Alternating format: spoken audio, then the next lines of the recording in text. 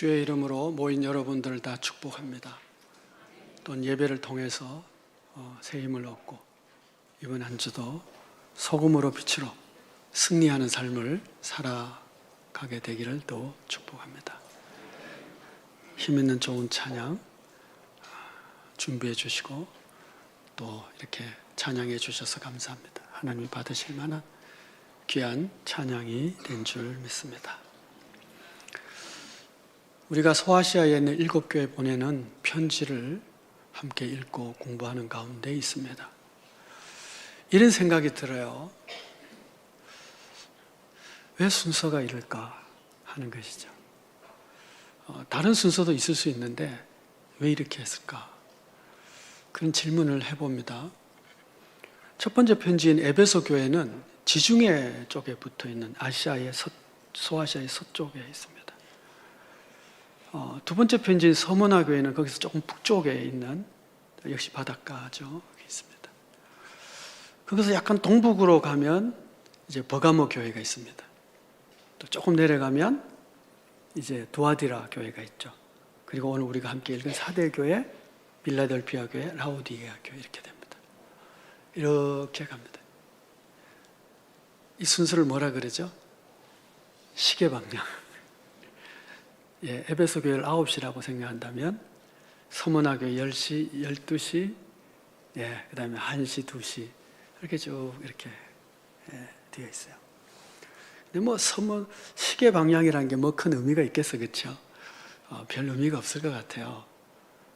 그런데 그들 각자에게 보낸 편지를 생각하면 어쩌면 이런 순서겠구나 하는 생각을 하게 돼요.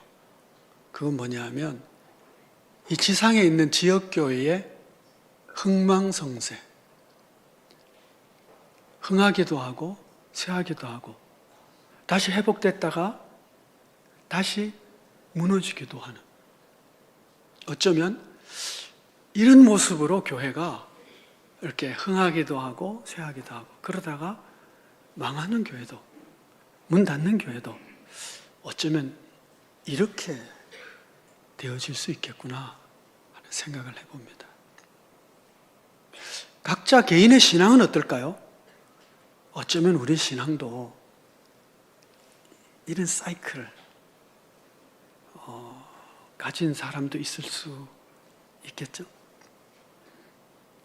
에베소 교회는 대단히 훌륭한 사도들에 의해서 세워지고 교육받고 빛나는 전통과 훌륭한 신앙을 가진 교회였습니다. 그렇지만 첫사랑을 잃어버린 교회였죠. 그런데 만약 에베소 교회가 첫사랑을 다시 회복했다고 하면 어떻게 될까요? 서머나 교회처럼 될 것 같아요. 서머나 교회. 작은 교회였지만 핍박이 있었고 그러나 순교적인 신앙으로 파이팅을 해서 주님으로부터 칭찬받는 교회가 그렇게 회복이 되는 것이죠.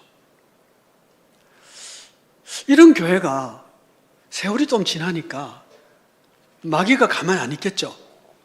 유혹을 하는 거예요. 발람의 교훈을 지키는 이런 자들을 보내서 순교의 전통을 가지고 있는 교회지만 또 더러는 하나님이 기뻐하지 않는 우상의 제물을 먹고 음행하는 일들이 생겨지는 교회가 되는 것이죠. 근데 그 이례적인 것이었는데 조금 더 가니까 이례적 사건이 아니라 그냥 그들의 전통이 되고 문화가 되고 관습이 되어버리는 두아디라 교회를 만나게 되는 겁니다. 그냥 삶이 그냥 그렇게 돼버린 거예요. 그래서 회개의 기회를 줬지만 회개하지 않는 거죠.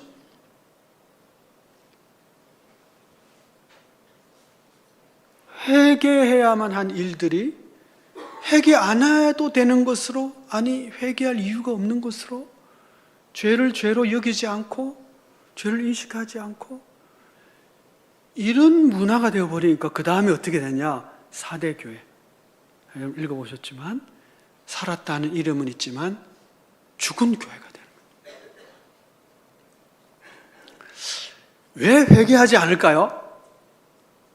회개하지 않는 이유는요, 한 두 가지 있을 것 같아요. 첫째는 뭐냐면 죄를 죄로 인식하지 못하는 거죠. 어린애들에게 야, 바늘 도둑은 그것도 도적질이야. 그걸 가르쳤다고 합시다. 그럼 얘가 그 기준을 잘 가지고 있으면 바늘 도둑질 할 때 이것도 도둑질이야 라고 안 할 수도 있고, 해도 양심에 부담감이 생기겠죠. 이건 죄다.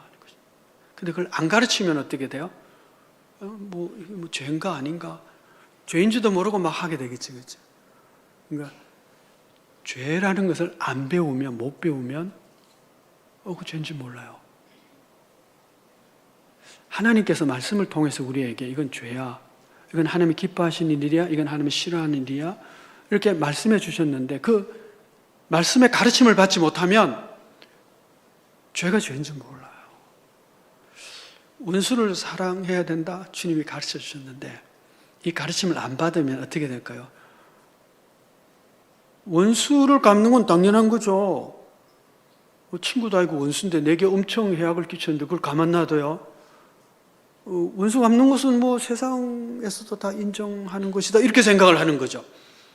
원수를 사랑해야 된다, 너를 저주하는 자를 왜 축복해야 된다, 이 가르침을 못 받았으면, 그렇죠? 그러니까 말씀을 배우지 못하면 죄를 죄로 인식을 하지 못하게 되는 것이 있어요. 두 번째는 뭐냐면 배워도 바늘 도둑이 도둑질이야, 이걸 배웠다 할지라도 습관이나 혹은 관습이 사람이 필요하면 바늘 도둑이 뭐야, 당장 배고파 죽겠는데 소도 도둑질을 해도 돼, 이런 가르침과 욕망이 바늘 도둑도 도둑이야 라고 하는 가르침보다 더 강해져 버리는, 그러면 바늘 도둑도 도둑질도 하고 소도둑질도 하죠. 왜냐하면 내가 사람이 살려면 그럴 수도 있지, 이렇게 되는. 성경이 가르치기를 원수를 사랑해야 돼, 주님이 제자들에게 그렇게 말씀했잖아요. 그랬는데 원수를 사랑하려는 게 너무 힘들어. 그렇게 안 살아도 괜찮은 세상 법에 따라서. 그러니까 알지만 세상 법이 더 매력적이고 더 가치 있게 생각이 되면 말씀을 무시하는 거죠. 그게 무슨 죄야, 하나님이 말씀하셔도. 이렇게 되는 것이죠. 자, 두아디라 교회가 회개하질 않아요. 회개할 기회를 줬지만 죄를 죄라고 인식하지 못했을지도 있고, 주님이 가르친 말씀보다 세상 가치관을 더 우선시하고 그걸 가치 있게 붙잡았기 때문이죠. 그러면 이제 어떻게 돼요? 4대 교회처럼 이제 죽은 교회가 되는 것입니다. 우리에게도 얼마든지 일어날 수 있는 일입니다.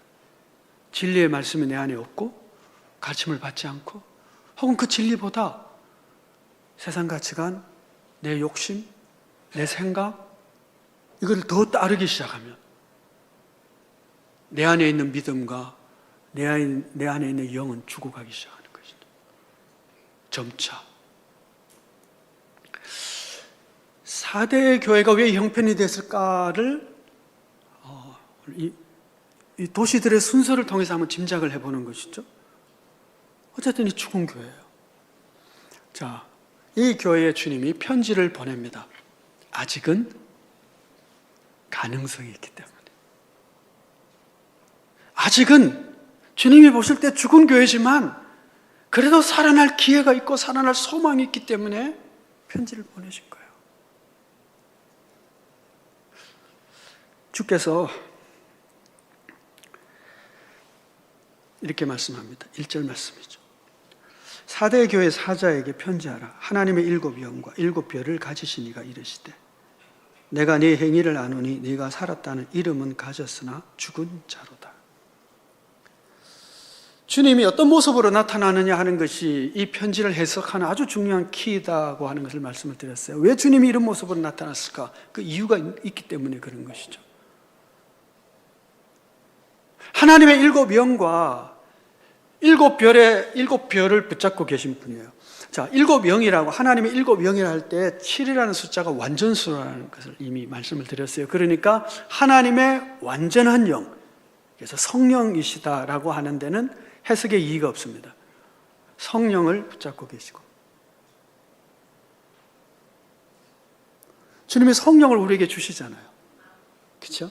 제자들에게 성령을 받으라. 그리고 내가 가면 너희에게 성령을 보내시겠다. 주님이 보내시는 성령 붙잡고 계세요. 자, 일곱 별은 무엇이냐라고 하는 것은 1장 20절에서 이미 설명을 해드렸습니다. 일곱 별은 일곱 교회의 사자다, 이렇게 이미 편지에 썼어요. 그러니까 각 교회에 하나님 주께서는 주님이 보내는 사자가 있어요. 사자가 하는 일은 뭘까요? 메신저잖아요. 예수님이 주신 말씀을 그 교회에 전하는 메신저거든요. 주님의 말씀을 전하는 진리의 사자를 붙잡고 계시고, 그 진리의 영인 성령을 붙잡고 계신 예수님이 그들에게 나타나신 거예요. 그들이 죽었다. 이 죽은 교회인 이유는 뭘까요? 교회 주인이신 성령을, 예수님께서 성령을 붙잡고 계시고 사자를 붙잡고 계신데, 성령의 역사가 무시되어 버리고 주님의 사자가 무시되어 버렸으니까 죽은 거예요. 다시 살릴 수 있는 길은 뭘까요? 성령의 역사심이 다시 살아나고 주님의 메신저가 다시 그 설교를 선포하는 말씀이 살아나는 공동체가 되면 다시 살아날 수가 있는 거죠. 주님이 그래서 이런 모습으로 나타난 거예요. 우리 개인의 신앙도 마찬가지예요. 하나님의 내 영이 내 안에서 역사하실 때 우리의 영은 살아나는 거죠. 말씀이 내 안에서 살아날 때, 진리의 말씀이 내게 들려질 때 우리는 살아날 수가 있어요.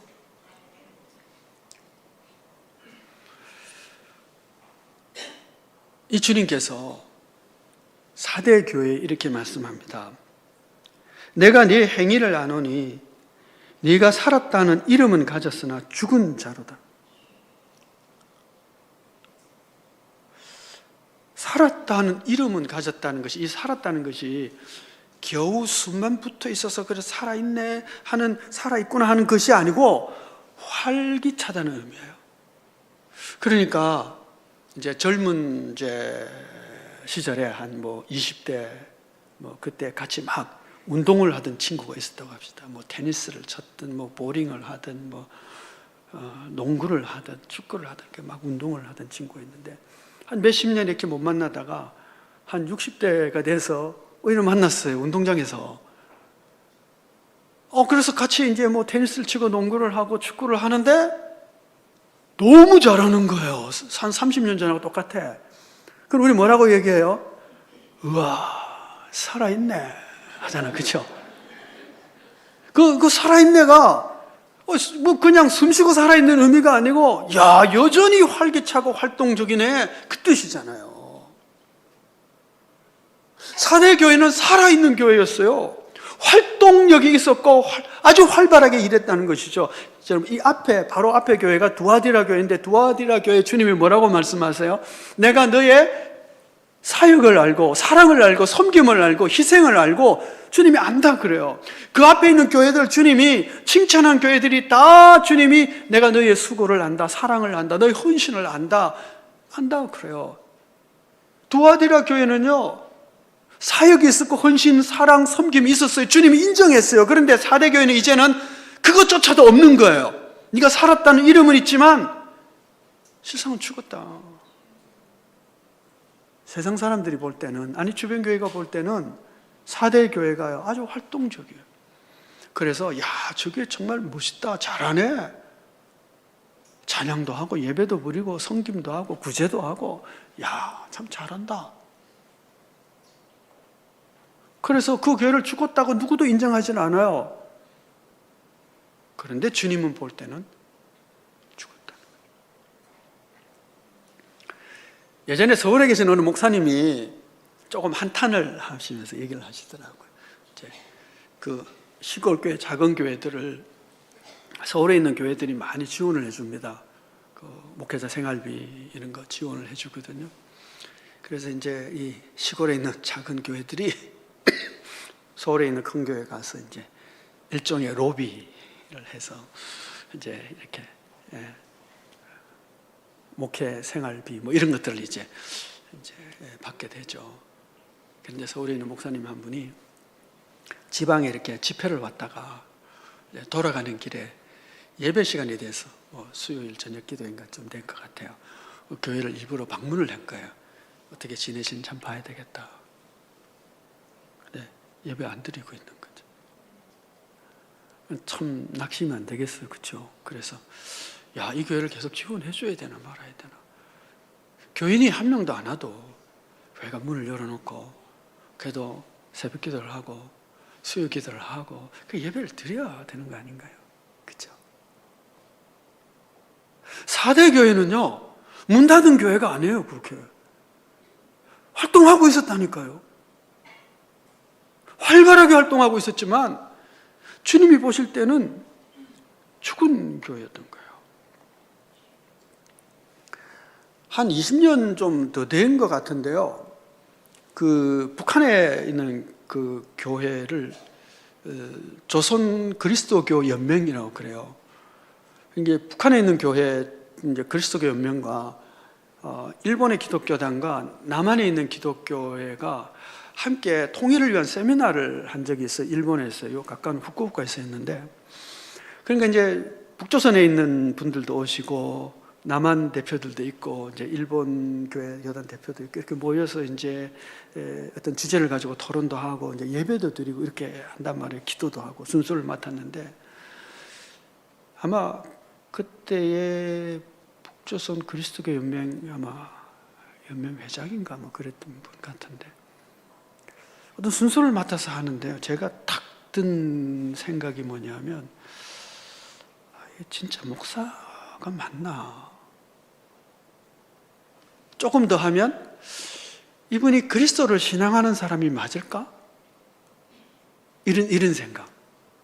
그런 느낌이 드는 거 있잖아, 그죠? 어떤 사람을 만났는데 자기는 예수 믿는다고 하는데 말하고 행동하는 걸 볼 때에 예수 믿는 사람 같지 않은 이렇게 온 거 있잖아. 마치 그런 느낌.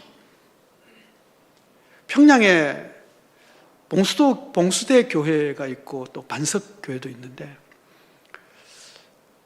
진짜 하나님을 예배하는 신앙이 있는 교회일까? 뭐 이런 이제 생각들, 질문들 해볼 수 있잖아요, 그렇죠? 예.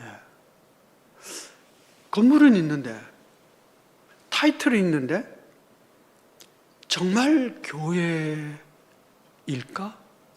그러면 한 걸음 더 나가면요, 이게 참된 교회의 표지는 뭐죠? 그러면 참된 교회라고 할 수 있는 표지가 뭘까요?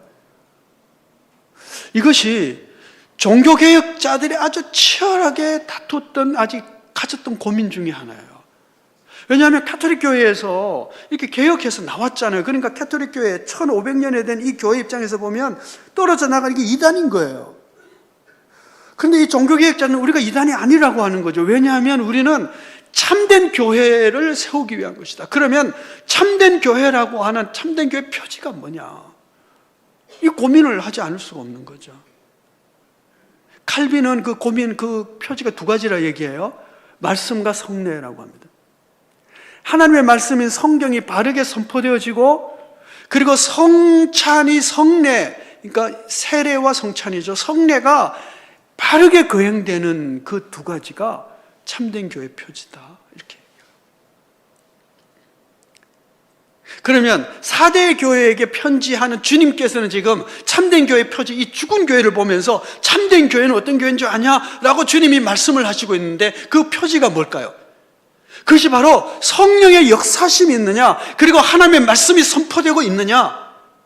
왜냐하면 성령을 붙잡고 계시고 교회 주인 되신 예수님께서 성령을 붙잡고 계시고 말씀을 선포하는 그 사자를 붙잡고 계시니까 성령이 그것에 바로 계시고 말씀에 선포하는 하나님의 사자가 그것에 있느냐라고 하는 것이 참된 교회 표지라는 거예요. 이것이 무시되면 그건 죽은 교회야. 아무리 활동을 많이 해도 죽은 교회라고 하는 것이죠.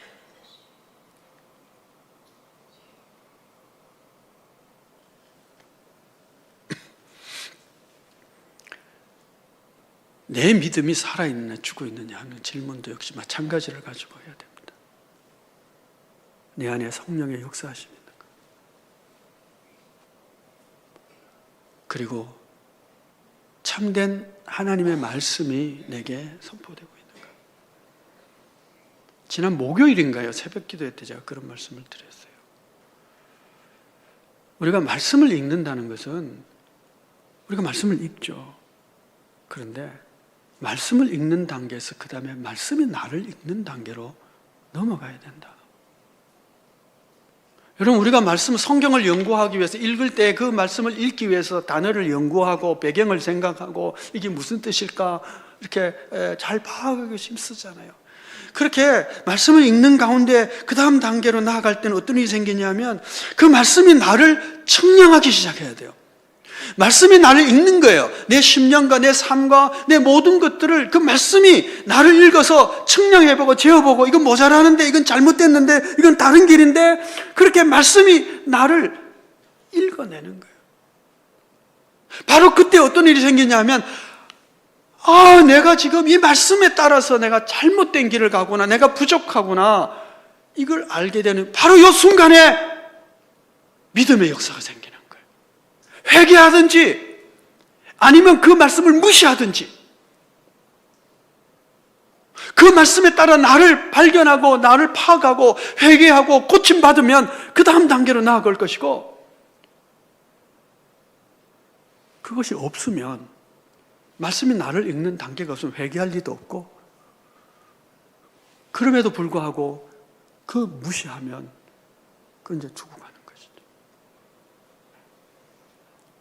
다윗이 우리아의 아내 밧세바를 범한 사건을 벌이잖아요.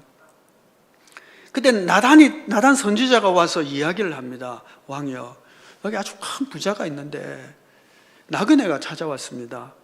근데 그 옆집에 암양 새끼 하나를 자기 딸처럼 키우는 그 양 새끼 한 마리 가지고 사는 집이 있는데 자기 많은 부자가 양떼가 아까워가지고 그 가난한 집 양을 잡아가지고 손님 대접했습니다.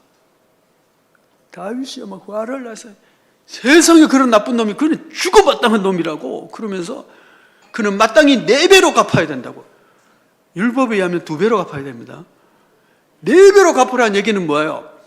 막 화가 막 뻗친 거예요. 다윗이 이 세상에 그런 인간 어디 있냐고. 자기를 못 보는 거예요. 나단이 그 순간 당신이 바로 그 사람이라고. 당신이 그 사람이라는 게 이게 하나님의 말씀이에요. 그냥 말씀을 들을 때는 이야기로 들을 때는 그 일이 나와 무슨 상관이 있느냐고 얘기하는데 드디어 그 말씀이 나야! 라고 나를 측정하는 순간이 오는 거예요. 그 말씀을 만나는 순간이죠. 그때에 내가 어떤 태도를 취하느냐가 살아있는 신앙이느냐 죽은 신앙이냐 그거를 판별하는 일이 되는 것이죠. 예수님께서 그들에게 사대교회를 이렇게 평합니다. 너가 살았다는 이름은 있지만 실상은 죽었다. 첫 번째 평가예요. 두 번째 평가는 뭐냐면 2절 말씀에 너는 일깨어 그 남은 바 죽게 된 것을 굳건하게 하라. 내 하나님 앞에 네 행위에 온전한 것을 찾지 못하였노라. 너가 하는 것 중에 온전한 것이 없다. 이렇게 말하는 거예요. 하나도 인정할 것이 없는 거예요. 그 앞에 교회들은 그래도 주님이 인정한 일들이 있었잖아요. 그게 없는 거예요. 온전한 것을 찾지 못한다. 마태복음 5장 48절에서 예수님이 산상보훈에 나오는 말씀이죠. 그러므로 하늘에 계신 너희 아버지의 온전하심과 같이 너희도 온전하라 이렇게 명합니다. 너희 아버지의 온전하심 같이 너도 온전해야 된다. 이걸 제자들에게 말씀하시는데 이 말씀 앞에 어떤 말씀들이 있느냐 하면 여러분 우리 잘 아는 말씀이에요. 오른뺨을 치고 왼뺨 돌려대고 오리를 가지고 심리를 가지고 겉옷 달라면 속옷도 주고 원수를 사랑하고 너를 저주하는 자를 축복하고 이 말씀을 쭉 하시는 거예요. 그렇게 하시면서 말씀하신 애가 너희가 왜 이렇게 해야 되는 줄 아느냐? 바로 너희 아버지의 온전하심 같이 너희도 온전해야 되기 때문이다 하는 거예요. 여러분, 세상 기준으로 우리가 좀 탁월하게 양심껏 산다고, 뭐 좀 도덕적으로 윤리적으로 산다고 해서 내가 꽤 괜찮은 사람이다, 그거 하나님 앞에서는 자랑할 수 없어요. 하나님은 하나님의 온전하심 같이 너희가 온전해야 되라고 말씀하시거든요. 그런데 하나님의 평가에 100점 받을 윤리, 도덕, 성품, 종교적으로 100점 받을 사람이 있어요? 없어요. 우리 다 부족하고 모자란 죄인이거든요. 열심히 노력해도 안 돼요. 안 되는 줄 아는 일이에요. 그런데 하나님은 우리에게 온전하라고 하는 거예요. 그래서 어떤 일이 생길까요? 안 되는데 하라고 하니까 해봤자 어떤 일이 생겨요? 안 되는 일이 생겨요. 실패. 그래도 주님이 하라니까, 선생님이 하라니까 순종하는 것이 제자예요. 주인이 명하니까, 안 되는 줄 알지만 주인이 명하니까 하는 것이 종이잖아요. 어차피 안 되는 줄 알지만 그래도 우리는 도전하는 거예요. 온전함을 향해서. 그런데 할 때마다 우리는 실패해요. 여러분, 이번 한 주 온전함에 도전하시기를 바랍니다. 부부 사이가 온전하도록 힘쓰라니까요. 아시겠죠? 부모 자식 간에 온전하도록, 내 말이 온전하고 내 마음이, 성품이 온전하고, 직장에서 하나님 보실 때 잘했어 칭찬할 정도로 그런 삶을 살려고 우리가 말과 행실에, 마음가짐의 태도에 우리가 파이팅을 해야 되는 거예요. 영적 파이팅. 여러분, 7교회 보내는 편지들에요, 계속 나오는 말씀이, 뭐 드릴 게 있는 자 있지만 또 하나 있어요. 이기는 자. 여러분, 우리는요 전투하는 자예요. 영적인 싸움을 싸는 자들이에요. 그래서 이제 결심하고 이제 이번 한 주 사는 거예요. 능히 예상되는 일 뭘까요? 안 되는 거. 이번 한 주는 신경질 안 내려 하는데 이 왼수가 자꾸 애를 미기네. 그러면 아침부터만 신경질 내고. 그럼 이제 어떤 일이 생길까요? 이게 이제 설교할 때 쓰면 안 되는 표현이지만, 열심히 하려고 했는데 안 돼. 그래서 딱 나오는 거 뭐예요? 에이씨. 이렇게 되는 거죠. 그렇게 되는 거예요, 우리 인간이. 여러분, 그래도 성령은 우리 안에 오셔서 위로하시고 다시 일으키세요. 그게 성령의 역사예요. 잘못할 때는 너 그거 아니잖아 말씀하지만, 낙심할 때는 다시 한번 해봐. 내가 도와줄게. 여러분, 그렇게 우리는요 실패를 거듭하면서 다시 일어서고 회개하면서, 그래서 믿는 자에게 나타난 분명한 특징이 회개인 거예요. 넘어지지만 다시 일으켜요. 말씀으로 다시 일어나고 성령이 다시 일을 일으키고, 그렇게 해서 회개하면서 넘어지면서 다시 일어나고, 넘어지면서 다시 일어나고, 그렇게 하는 거예요. 그래서 제가 제일 싫어하는 속담, 3살 여름까지 간다. 절대 안 해요. 예수 믿는 사람은 3살 버릇 여든 가기 전에 10살 때, 20살 때, 30, 40, 50 고쳐줘야 돼요. 왜요? 넘어졌다가 다시 일어날 때, 다시 넘어졌다 다시 일어나면 그 성령이 힘 주시고 은혜 주심으로 말미암아 그 말씀의 기준에 따라 날로 우리는 더 거룩해져 갈 것을 믿습니다. 그리고 그런 열매를 맺어가는 자가 어떤 자예요? 성령이 역사하시는 사람이고 말씀을 붙잡고 살아가는 사람이기 때문에 그런 거예요.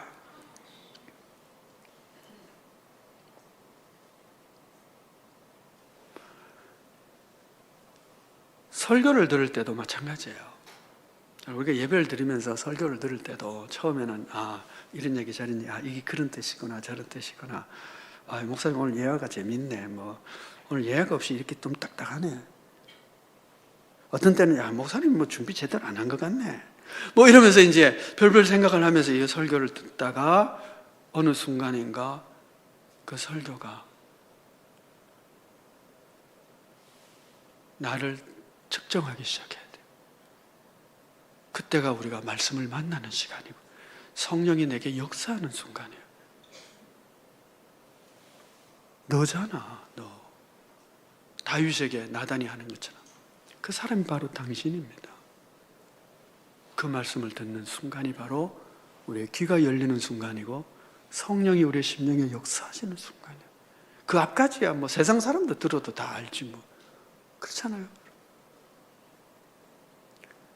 여러분 말씀을 들을 때에 성령의 역사하심 있기를 축복합니다. 그러면서 그들에게 권면을 해요. 주님께서 2절 말씀 보시면 너는 일깨워 그 남은 바 죽게 된 것을 굳건하게 하라. 그리고 3절에서는 그러므로 내가 어떻게 받았으며 어떻게 들었는지 생각하고 지켜 회개하라. 그럽니다. 그 남은 바 죽게 됐다는 얘기는 뭐예요? 그들에게 끝까지 그래도 남아있는 그 기초가 있다면 그거 다시 굳건하게 하라는 얘기예요. 내가 어떻게 받았으며 어떻게 들었는지 생각하라. 뭐예요? 너가 처음으로 말씀을 들을 때, 너가 구원받았을 때 어떻게 무엇을 들었는지 생각하라. 이거 복음의 기초고 복음의 진리잖아요. 우리가 뭘 듣고 어떻게 구원받았죠? 성령이 역사하시고 우리에게 말씀하실 때 내가 구원받을 때 어떤 말씀을 듣고 구원받았나요? 우리의 구원이 오직 하나님의 은혜고 우리의 구원이 오직 그리스도의 보혈로 말미암고 예수 믿는 것만이 구원이고 내 어떤 행위로는 절대 구원받을 수 없고 오직 전부 하나님의 은총입니다. 그것이 복음의 기초고 우리 구원의 기초이잖아요. 그래서 그때는 우리가 어떻게 얘기하느냐 하면 오직 주님께 찬송하고 오직 주님께 감사하고 모든 것이 하나님의 은혜입니다. 감사합니다. 이랬다고요. 그것이 우리 복음의 기초 안에 세워져 있는 첫 번째 복음의 구원의 성도의 길이거든요. 죽은 자들은 그걸 다시 새롭게 하라는 거예요. 뭐 크게 사업을 하라 어째라 그런 얘기가 아니에요. 너 구원받은 첫 번째 걸음, 복음의 기초, 진리, 그게 뭔지 알지? 그거 다시 회복하라는 거예요. 모든 것이 은혜인 줄 알아. 주께 감사할 수 있는 마음 다시 회복해야 돼요. 모든 것이 그리스도의 은총인 줄 알아. 내 안에 사는 것은 그리스도라고 고백할 수 있는 신앙으로 다시 회복돼야 돼요. 그래야만 우리가 살아있는 신앙이 되기 때문에 그런 것이죠. 그걸 일깨지 않으면 도적같이 임하겠다. 언제 망하는지도 모르는 채 망해버립니다. 일깨우지 않으면. 깨어있는 자는 도적이 오는 것을 알고 준비할 수 있지만 깨어있지 않는 자는 한순간에 멸망해버립니다. 그러니 여러분 우리가 깨어있지 않으면 안 돼요. 4대 교회는요 핍박이 없었어요. 그리고 4대 교회는요 내적으로 그들을 유혹하는 이단도 없었어요. 안팎이 다 문제가 없이 평안한 교회입니다.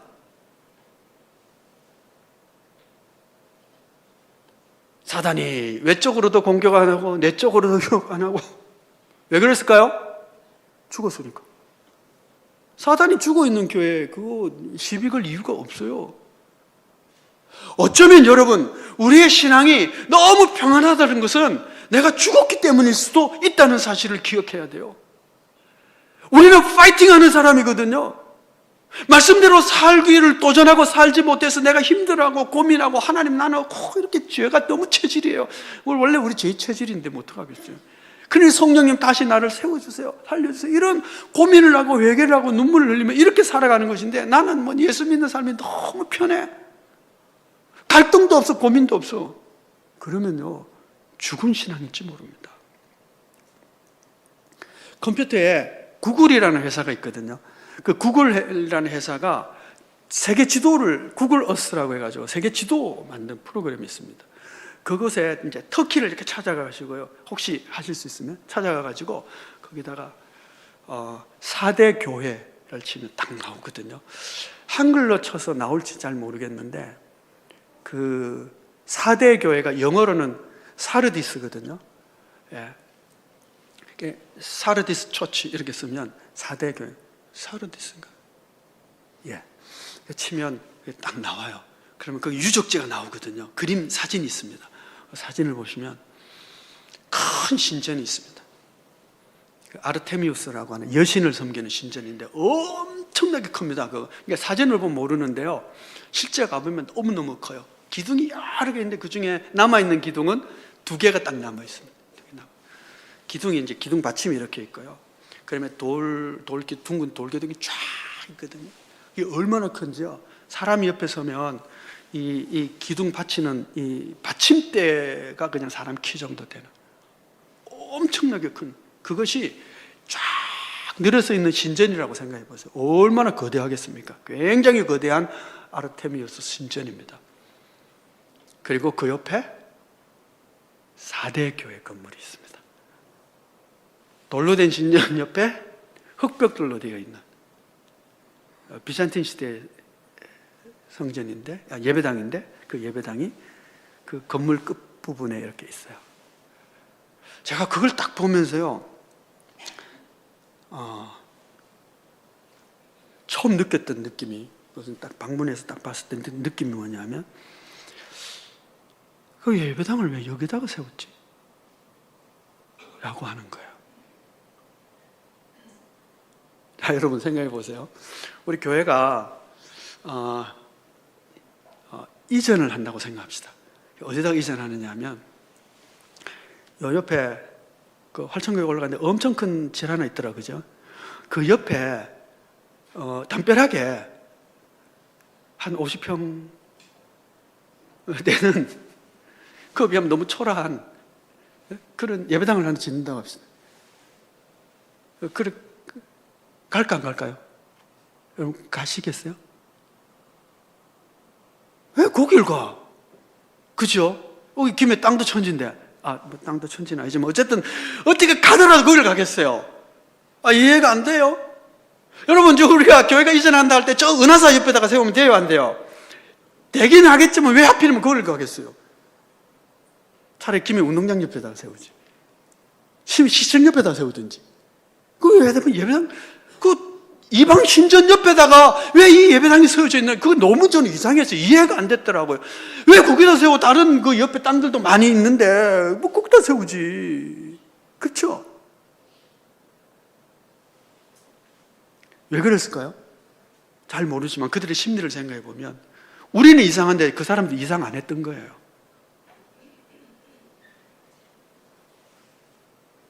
절이 있고 옆에 작은 교회가 붙어 있어도 전혀 이상하지 않는, 우리는 이상하잖아요. 지금 이상하지 않았기 때문에 거기다 세운 거겠죠. 왜 이상하지 않았을까요? 이 사람이나 저 사람이나, 신전에 가는 사람이나 예배당에 가는 사람이나 가치관이 똑같아. 별로 다를 바가 없어. 예배 형식은 좀 다르지만 뭐 그렇다고 해가지고 뭐 특별히 다를 것이 없어서 여기도 갔다가 저기도 갔다가 가도 전혀 문제가 안 되는 그런 종교생활을 하고 있었던 것이다 라고 판단이 됐어요. 구별이 안 되는 거죠. 그리고 예배당에서 이렇게 우리 예배 드리는데 여기는 불상 하나 갖다 놓고, 그죠? 건물에 여기는 불상 갖다 놓고 저기는 막 굿하고 안 되는 일이잖아요, 그죠? 근데 그게 되는 사회가 있다는 거죠. 되는 일. 이게 4대 교회가 그런 모습. 형식적으로는 안 그럴지 몰라도 오늘 우리 마음속에 그럴 수가 얼마든지 있어요. 하나님을 섬긴다고 하면서 다른 쪽에는 만몬을 섬겨 막 돈을 너무 사랑해. 하나님보다도. 하나님의 말씀의 기초가 있음에도 불구하고, 가르침이 있음에도 불구하고 그 가르침대로 살지를 않아. 왜냐하면 다른 내 욕망에 따라 살고 세상의 가치관에 따라 사는 것이 더 신나고 멋있기 때문에. 그러니 세상 사람이 볼 때도 뭐 니나 내나 다를 바가 뭐 있냐, 이렇게 똑같아지는 것이죠. 그럼 그거는 죽은 신앙입니다. 살아있다면 달라야 되는 것이죠. 그것이 산상보훈의 아주 중요한 메시지 중에 하나입니다. 그들과 너희는 다르다. 너희는 바리새인과 같지 아니하니. 그 말씀이거든요. 어떻게 하면 되죠? 우리 안에 성령의 역사하심이 있어야 돼요. 우리 교회 안에 성령의 역사하심을 사모해야 돼요. 사람이 모여서 뭐 힘써서 할 수 있는 것이 아니라 하나님이 임하셔서 성령만이 하실 수 있는 일들이 우리 심령에, 우리 교회에, 우리 기도실에 생겨져야 되는 거예요. 그걸 사모하면서 우리가 살아야 돼요. 하나님의 말씀이 선포되어야 되는 거예요. 하나님의 말씀을 선포하는 자를 귀하게 여기셔야 돼요. 말씀이 막히지 않고 선포할 수 있도록 도와주셔야 돼요. 기도해 주시고 격려해 주시고. 성령의 역사하십니까? 진리의 말씀의 선포가 살아있을 때 죽은 교회도 살아날 것입니다. 그 없으면 죽는 것입니다.